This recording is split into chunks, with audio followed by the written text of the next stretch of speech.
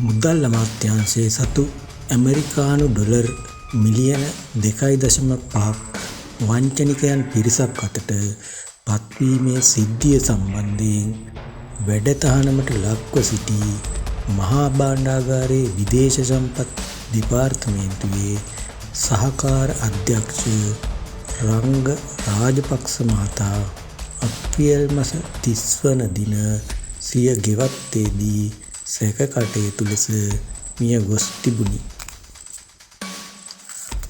ඔහුගේ පාදයක සහ අතක කැපුම් තුවාල 3ක් දක්නට ඇති බවත් ඒ අනුව මෙය සියදිවි නසා ගැනීමක්ද ඝාතනයක්ද යන්න පිළිබඳව සොයා පොලිස් විමර්ශන ක්‍රියාත්මක බව පොලිසිය සඳහන් කළා. සැක කටයුතු ලෙස මියගිය මුදල් අමාත්‍යාංශ සහකාර අධ්‍යක්ෂවරයාගේ පශ්චාත් මරණ පරීක්ෂණය සඳහා අධිකරණ වෛද්‍ය විශේෂඥයන් සිව් දෙනෙකුගෙන් යුත් මණ්ඩලයක් පත් කළ බව සෞඛ්‍ය අමාත්‍යාංශ ලේකම් විශේෂඥ වෛද්‍ය අනිල් ජාසිංහ මහතා පැවසීය.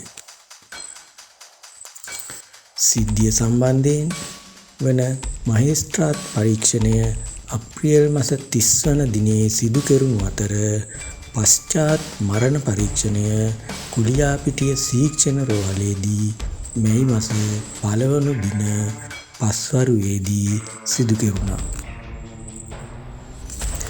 ඒ අනුව මෙම මරණය ඔහු විසින් සිදු කරගත් තුවාල මත සිදු වූ දිවි නසා ගැනීමක් බව මරණයට හේතුව සෙවීම සඳහා පත් කෙරුණු අධිකරණ වෛද්‍යවරුන් සිව් දෙනෙකුගෙන් යුත් කමිටුව තහවුරු කරන ලදී.